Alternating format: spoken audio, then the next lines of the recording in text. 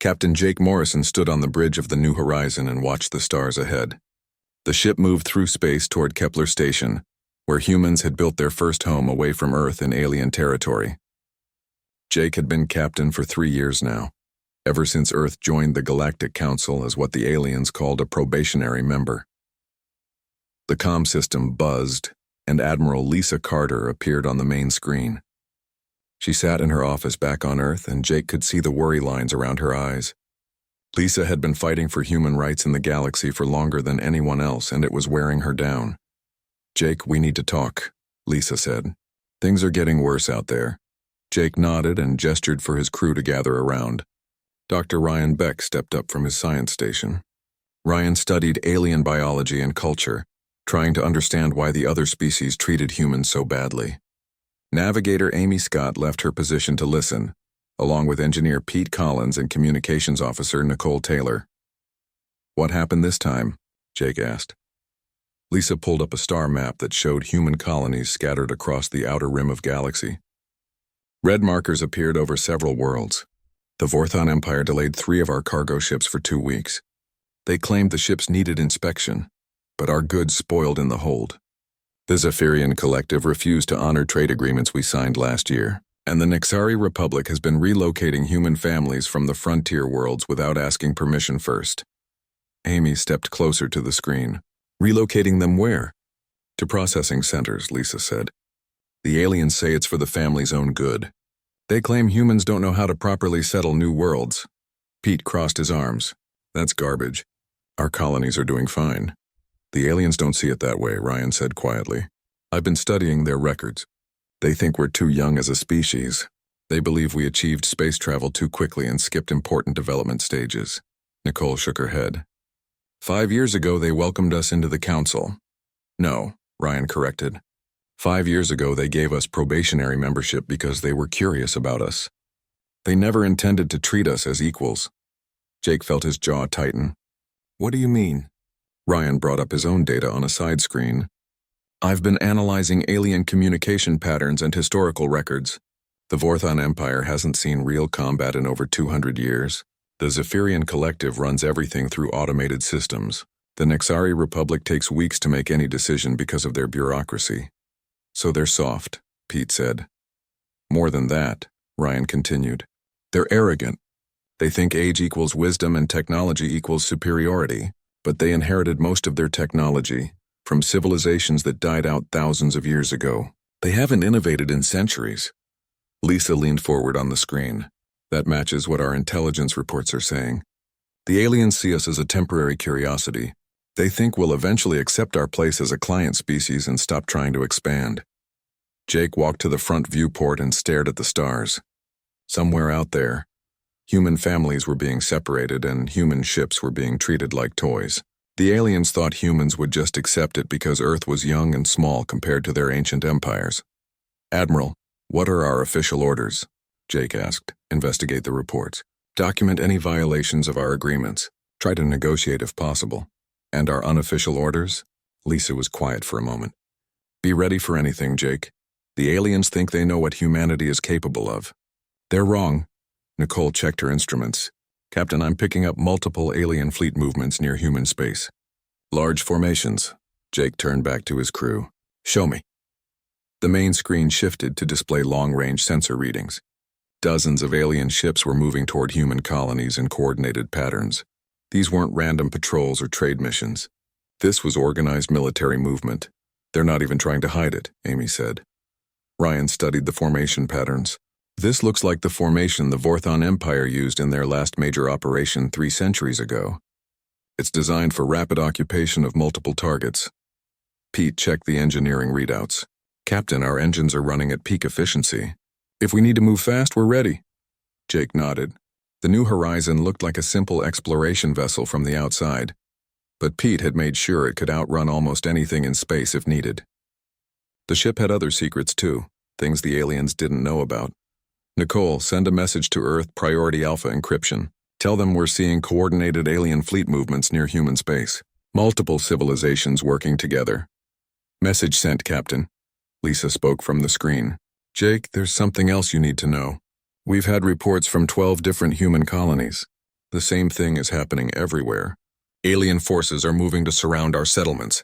12 colonies? Jake felt a cold weight in his stomach. That's not random harassment.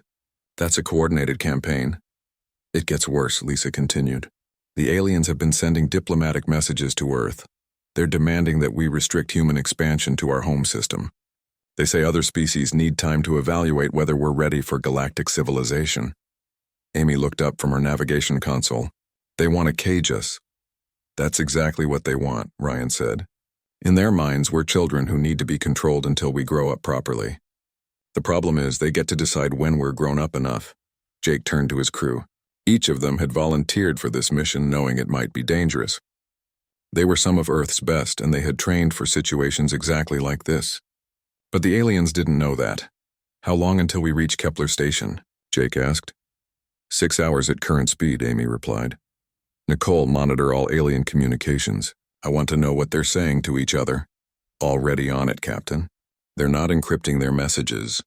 They don't think we're advanced enough to understand their languages. Pete laughed. They're in for a surprise. Jake looked at his crew one more time. Good people, all of them. People who believed in humanity's right to exist among the stars.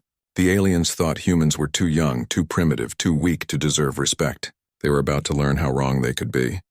Set course for Haven's Rest Colony, Jake ordered. Maximum speed. But Captain, Amy said, that's not our assigned destination. Jake smiled, but there was no humor in it. No, it's not. But according to our intel, that's where the largest alien fleet is gathering. If they want to test humanity's resolve, let's not keep them waiting. The New Horizon changed course and accelerated toward whatever was waiting for them at Haven's Rest. Behind them, Earth continued its preparations for what everyone hoped would never come. Ahead of them, alien fleets moved into position around human colonies, confident that the young species would submit to superior wisdom. None of them realized that humanity had been preparing for this moment since the day they first met aliens who called them children. The New Horizon dropped out of faster-than-light travel at the edge of the Haven's Rest system, and Jake Morrison felt his blood turn cold. Dozens of alien ships surrounded the human colony like predators circling wounded prey. The massive vessels belonged to 3 different species, all working together against the small human settlement below. Captain, I count 47 alien ships, Amy Scott reported from her navigation station. 20 Vorthon Empire cruisers, 15 Zephyrian collective destroyers, and 12 Nexari Republic command ships. Jake studied the formation on his main screen. The alien fleet had positioned itself to block all escape routes from the planet. No ship could leave Haven's Rest without going through their blockade. Nicole, are you picking up any transmissions from the colony?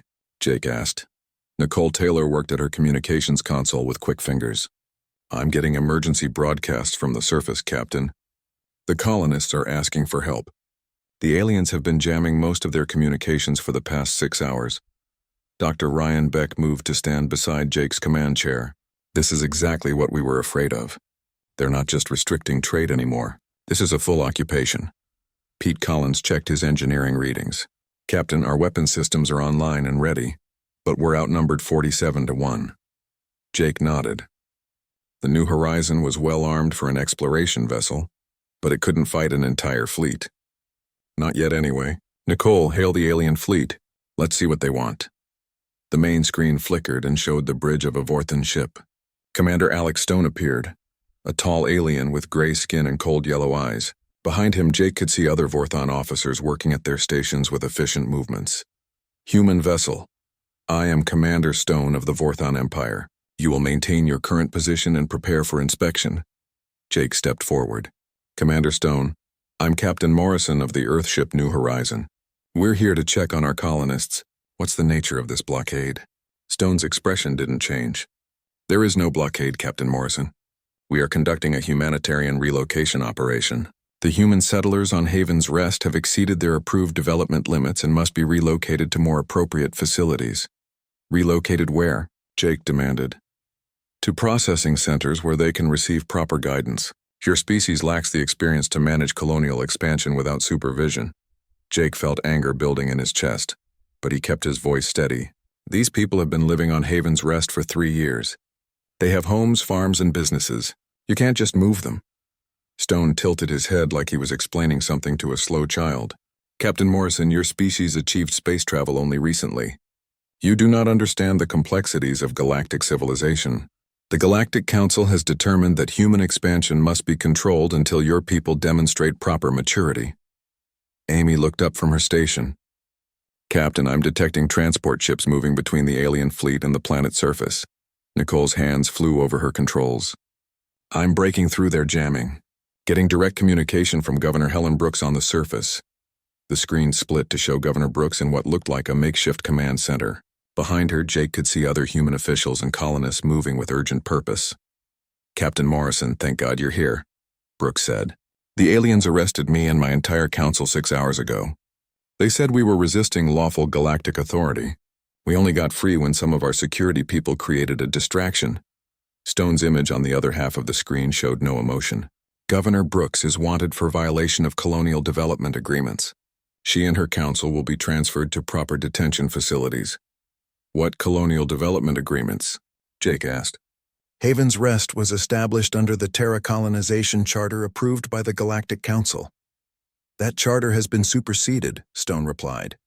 The Council has determined that human expansion poses a risk to galactic stability. Your species must be contained until you demonstrate proper evolutionary development. Governor Brooks leaned closer to her camera. Captain, they're not just arresting officials. They're separating families. They say human children need to be educated in alien facilities to learn proper galactic citizenship. Jake felt something cold and dangerous settle in his stomach. They're taking children? 47 children so far, Brooks confirmed. Ages 5 to 16. They loaded them onto transport ships an hour ago. Stone spoke without any change in his tone. Human child-rearing practices are inadequate for galactic civilization. These children will receive proper education and return to their families when they are old enough to serve as cultural ambassadors. Ryan stepped forward. Commander Stone, removing children from their families violates every civilized standard in the galaxy. Dr. Beck, is it? Stone had obviously studied the New Horizons crew records. Your concern is understandable but misguided. Older species have perfected child development techniques over thousands of years. Human children will benefit from this superior guidance. Jake looked at his crew and saw the same cold anger in their eyes that he felt in his own chest. Pete's hands were clenched into fists. Amy's jaw was tight with controlled fury. Nicole was staring at Stone like she wanted to reach through the screen and strangle him.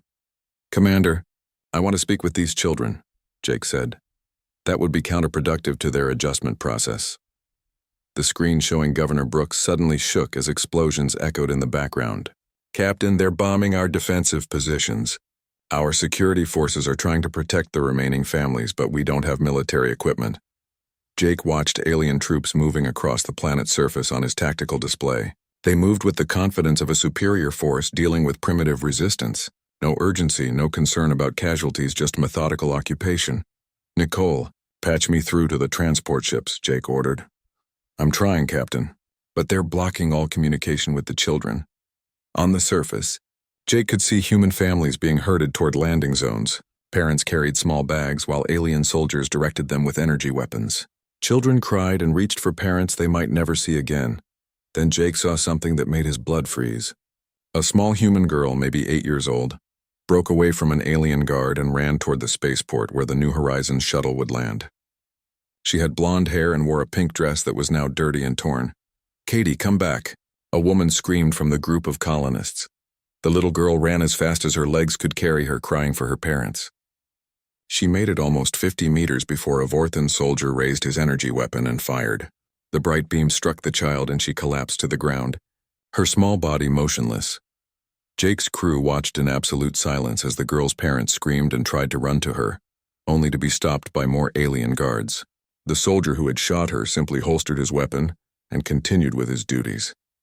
Ryan spoke in a voice barely above a whisper. They just shot a child. Pete's voice was deadly quiet. They shot a little girl for running to her parents. Jake turned to Nicole. Send an encrypted message to Earth, priority Alpha 7 encryption. Tell them the line has been crossed. Tell them to activate Protocol 7. Nicole's fingers trembled slightly as she typed. Message sent, Captain. On the screen, Commander Stone watched the scene below with complete indifference. Regrettable, but the child was interfering with lawful operations. Perhaps this will encourage other humans to cooperate more fully. Jake looked at Stone and spoke in a voice that could have frozen plasma. Commander, you have just made the biggest mistake in your species' history. Stone almost smiled. Captain Morrison, you seem to misunderstand your position. You command one small ship against an entire fleet. Your species has no military capability worth mentioning. You will comply with our directives or face the consequences. Jake nodded slowly. Yes, Commander. There will definitely be consequences. Admiral Lisa Carter sat in the war room deep beneath the Rocky Mountains, 2 miles below the surface of Earth. The encrypted message from Captain Morrison had arrived 30 minutes ago, and now the most powerful people in human space surrounded the massive holographic display table. Protocol 7 meant only one thing. The aliens had finally pushed too far. Dr. Susan White, head of the Terran Strategic Analysis Division, stood at the far end of the table studying data streams that flowed across multiple screens. She was a small woman with gray hair and sharp eyes, who had spent the last 5 years learning everything possible about alien civilizations. Behind her, walls of computers processed information that would have surprised the Galactic Council. Ladies and gentlemen, Lisa began, the Vorthan Empire just shot an 8-year-old human girl for running toward her parents. They've also begun separating human families and removing children from 12 different colonies. The time for patience has ended. General Robert Hayes, head of Earth Defense Forces, leaned forward. What's our military status? Engineer Danny Rodriguez stepped up to the display controls. Danny had been reverse engineering alien technology since the day humans first encountered it 5 years ago. His team had taken every piece of equipment the aliens shared with humanity and improved it beyond anything the older species thought possible. The aliens gave us basic fusion drives rated for 0.7 light speed, Danny said. We've pushed them to 3.2 light speed. They shared simple energy weapons with us. We've created versions that can penetrate any known alien shielding. They taught us their communication protocols.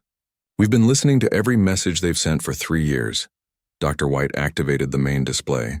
Project Sleeping Giant has been monitoring alien civilizations since we joined the Galactic Council. The Vorthan Empire hasn't fought a real war in 200 years.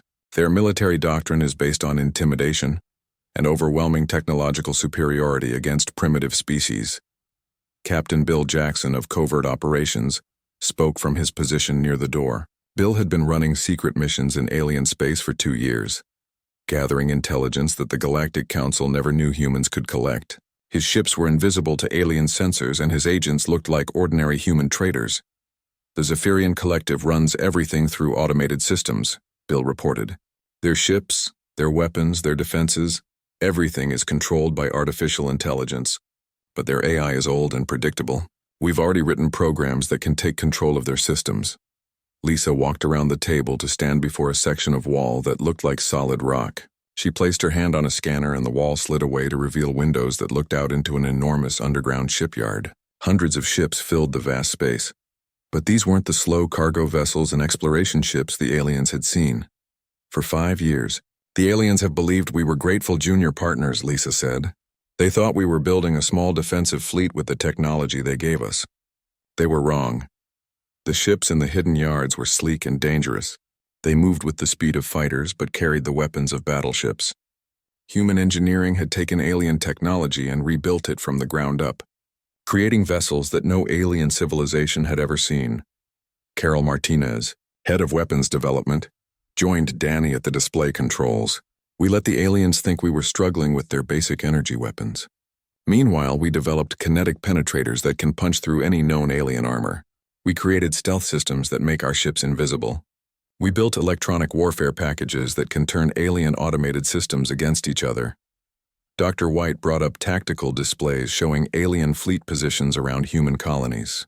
The Vorthan Empire, Zephyrian Collective, and Nexari Republic are working together for the first time in 500 years. They think they're coordinating against a weak human response. They have no idea what they're actually facing. Lisa activated communication links to ships throughout human space. All commanders, this is Admiral Carter. Protocol 7 is now active. Operation Sleeping Giant begins in 6 hours. Across the solar system, hidden bases came online. Asteroid mining stations revealed themselves to be military shipyards.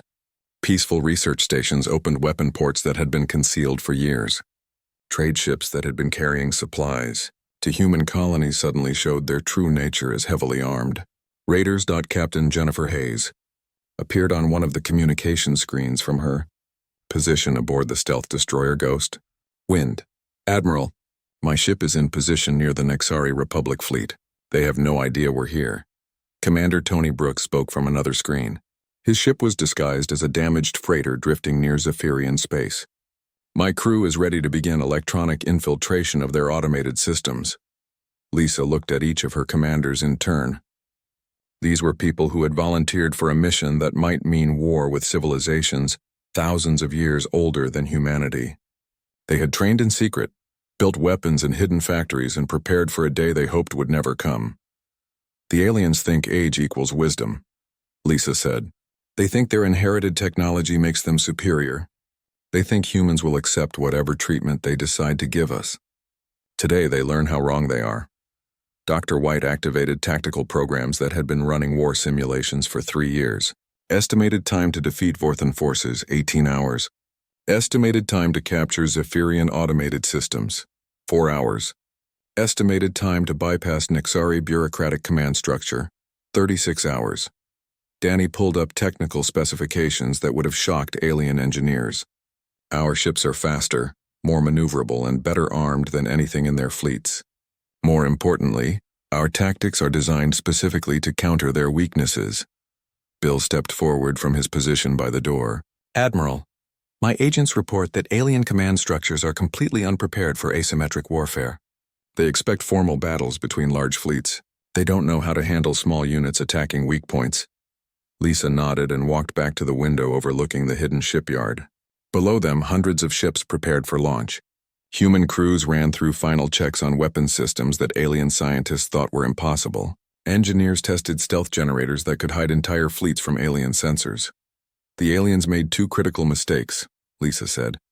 First, they assumed that because we're young, we're weak. Second, they attacked our children.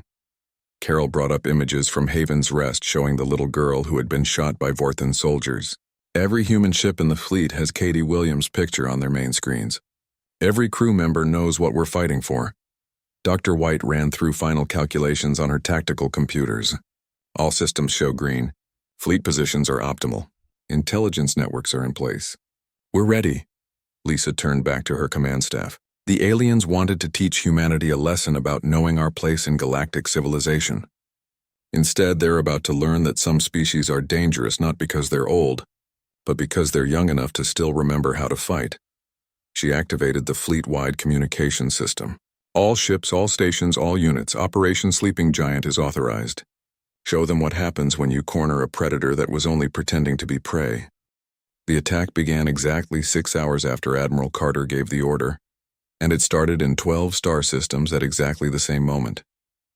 The aliens expected angry messages and legal protests from the weak human government. Instead, they faced something no civilization in the galaxy had seen for centuries. A coordinated military assault designed by a species that still remembered how to hunt. Captain Jake Morrison stood on the bridge of the New Horizon and watched his ship transform. Hidden panels slid away to reveal weapon ports that had been concealed since the day the ship launched. The peaceful exploration vessel suddenly bristled with enough firepower to destroy a small fleet. Weapon systems online, Pete Collins reported from his engineering station. All hidden modifications are active and ready. Stealth generators activated, Amy Scott called from navigation. We're invisible to their sensors now. Jake turned to his crew. Nicole, Jamal, alien communications. Dr. Beck, prepare medical teams for colonist rescue. Everyone else, remember what we're fighting for.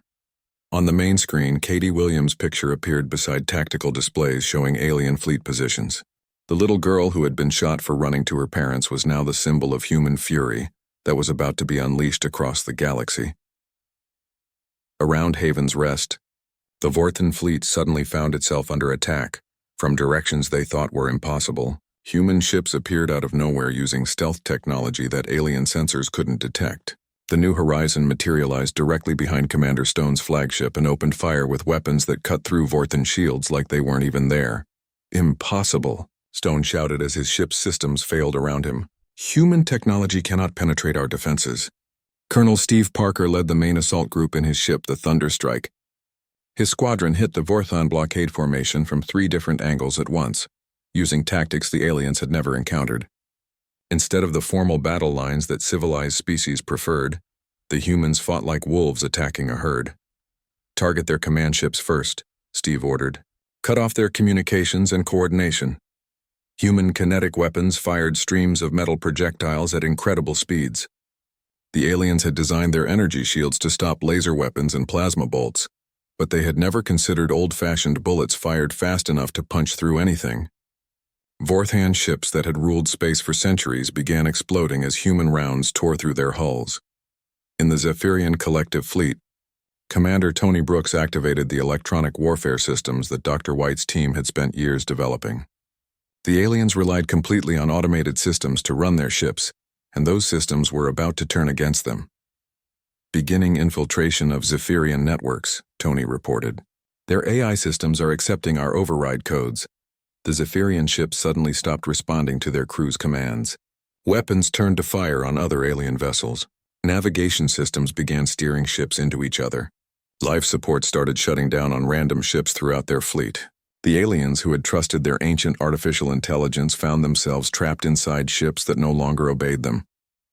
Captain Jennifer Hayes brought her stealth destroyer, Ghost Wind, within point-blank range of a Nexari Republic command ship.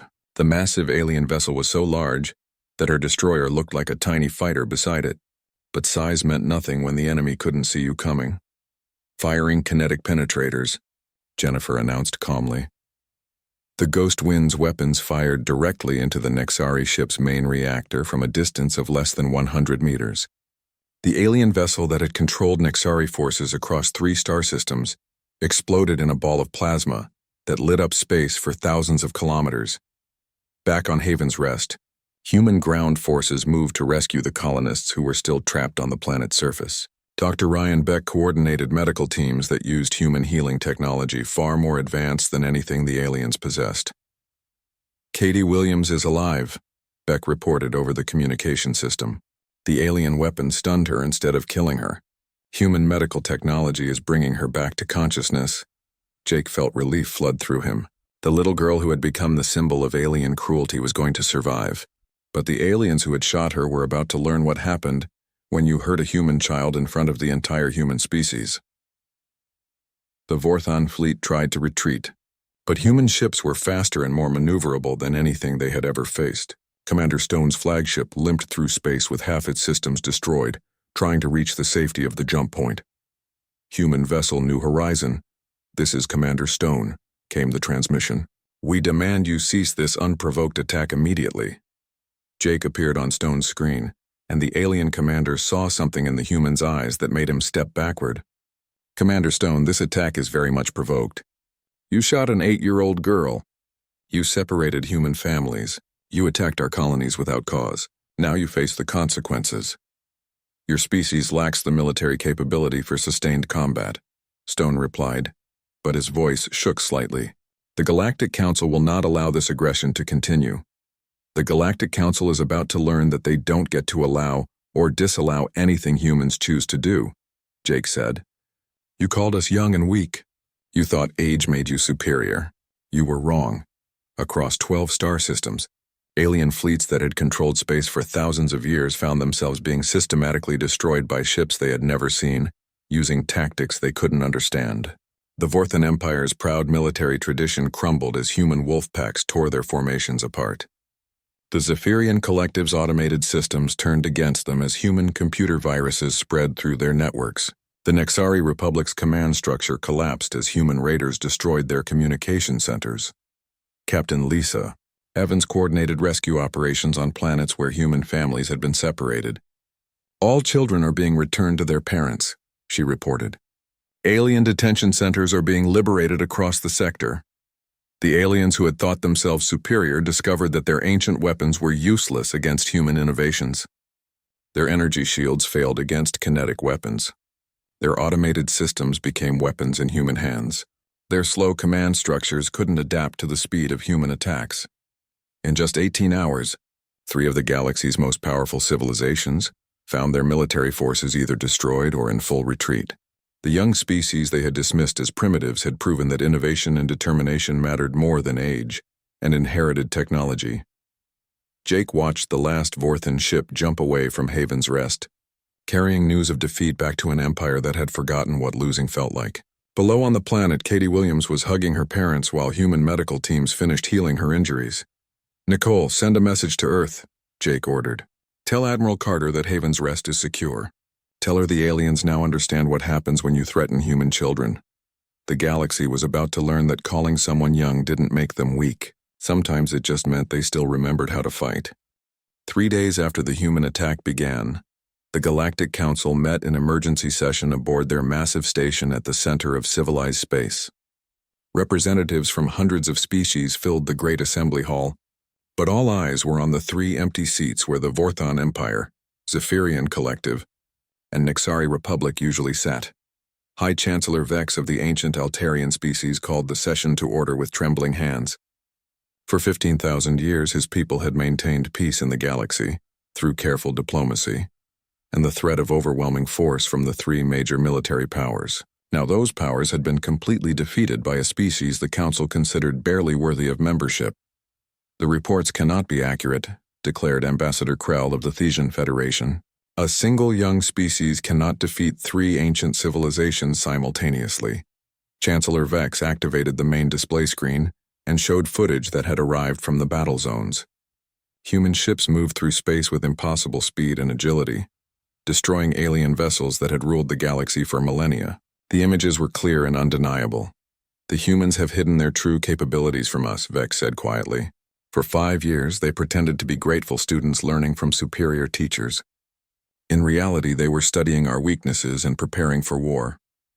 The great doors of the assembly hall opened, and Admiral Lisa Carter walked in, flanked by Captain Jake Morrison and Dr. Susan White. Behind them came a full honor guard of human soldiers wearing armor that incorporated technology no council member had ever seen before. Lisa wore the crisp blue uniform of Earth Defense Forces, with insignia that clearly marked her as a military commander of the highest rank. The aliens who had dismissed humans as primitive traders and explorers were seeing their first glimpse of what humanity really was underneath the peaceful facade. "Honored representatives," Lisa said as she reached the speaker's platform, "I am Admiral Carter of the Terran Defense Forces. I come to discuss new terms for humanity's relationship with the Galactic Council." Chancellor Vex leaned forward in his ancient chair. "Admiral Carter, the Council demands an explanation for these unprovoked attacks on peaceful civilizations." Lisa activated a holographic display that showed footage from Haven's Rest 3 days earlier. The assembled aliens watched a Vorthon soldier shoot 8-year-old Katie Williams as she ran toward her parents. The sound of her scream and her parents' cries filled the silent assembly hall. "This is Katie Williams," Lisa said. "She is 8 years old. Commander Stone of the Vorthon Empire shot her because she tried to reach her family. That was the moment your civilizations crossed a line that should never be crossed." Ambassador Krell shifted uncomfortably in his seat. The child survived the incident. Surely this minor event does not justify the destruction of entire fleets. Jake stepped forward and his voice carried clearly through the hall. "Minor event? You separated 47 children from their families. You imprisoned elected officials. You blockaded civilian colonies. You threatened to relocate 50,000 humans against their will." Dr. White activated additional displays showing data that made several alien representatives gasp in shock. "For 5 years, you have treated humanity as an inferior species that needed guidance and control. You delayed our ships, violated our trade agreements, and restricted our expansion because you considered us too young to deserve respect." Lisa walked closer to the assembled representatives. "You made a fundamental error in judgment. You assumed that because we achieved space travel recently, we were weak. You thought inherited technology made you superior to earned innovation. You believed age was more important than capability." Chancellor Vex stood slowly from his chair. "Admiral Carter, the Galactic Council has maintained peace for thousands of years through established protocols and respect for ancient wisdom. Your species has disrupted this order through unprovoked violence." "Unprovoked?" Lisa's voice turned cold. "You attacked our colonies. You imprisoned our people. You shot our children. The only thing unprovoked here was your assumption that we would submit to whatever treatment you decided we deserved, Captain." Morrison activated his personal communication device and Katie Williams appeared on the main screen. The little girl sat in a hospital bed on Haven's Rest, her parents beside her, She wore a pink dress and smiled despite the bandages on her arm. "Hello," Katie said in a clear voice. "My name is Katie Williams. The alien soldiers hurt me, but the human doctors made me better. I want everyone to know that my mommy and daddy are safe now." The simple words of a child who had survived an alien attack created absolute silence in the assembly hall. Several representatives looked away from the screen, unable to meet the eyes of the girl they had dismissed as an acceptable casualty. Lisa turned to address the full assembly. "This is what your superior wisdom created. This is the result of treating younger species as children who need to be controlled. You forgot that some children grow up to become apex predators." Dr. White displayed tactical analyses that showed the complete scope of human victory. In 72 hours, human forces destroyed or captured 60% of Vorthon military assets, took control of 80% of Zephyrian automated systems, and eliminated the entire Nexari command structure. Your three most powerful military civilizations no longer exist as effective forces. Ambassador Krell found his voice again. "What do you want from us?" Lisa smiled, but there was no warmth in the expression. "We want what we always wanted, respect. Recognition that humanity deserves equal treatment in galactic civilization. An end to the restrictions and limitations you placed on us because you thought we were too young to matter." Chancellor Vex looked around the assembly hall at representatives who had spent centuries believing their ancient civilizations were untouchable. "And if the Council refuses these demands? Then you'll discover that the 3 fleets we just destroyed were only the beginning," Lisa replied. "Humanity has been building ships and weapons for 5 years while you thought we were playing with the basic technology you shared with us. We have capabilities you haven't seen yet." Jake stepped forward again. "We don't want war with the entire galaxy. We want peace, trade, and cooperation, but we will never again accept being treated as inferior, because some bureaucrats decided we're too young to deserve respect." Dr. White deactivated her displays and looked directly at Chancellor Vex. "The choice is yours. Accept humanity as an equal partner in galactic civilization, or learn what happens when you try to cage a species that refuses to be controlled." Lisa turned to leave, then looked back one final time. "Oh, and Chancellor Vex? The next time someone calls humanity young, remember that young species are the ones still hungry enough to fight for what they believe in. Age makes you comfortable. Comfort makes you weak. We're not comfortable, and we're definitely not weak." The human delegation walked out of the assembly hall, leaving behind representatives who were just beginning to understand that the galaxy had changed forever. The young species they had dismissed as primitive children had proven that respect couldn't be inherited or granted by ancient councils. It had to be earned, and humanity had just earned theirs the hard way. Outside the station, human ships waited in formations that no alien civilization could match. Katie Williams was safe with her parents, human colonies were free to grow and prosper, and the galaxy had learned an important lesson about underestimating species they considered young. The stars belonged to whoever was strong enough to claim them, and humanity had just proven they were exactly that strong.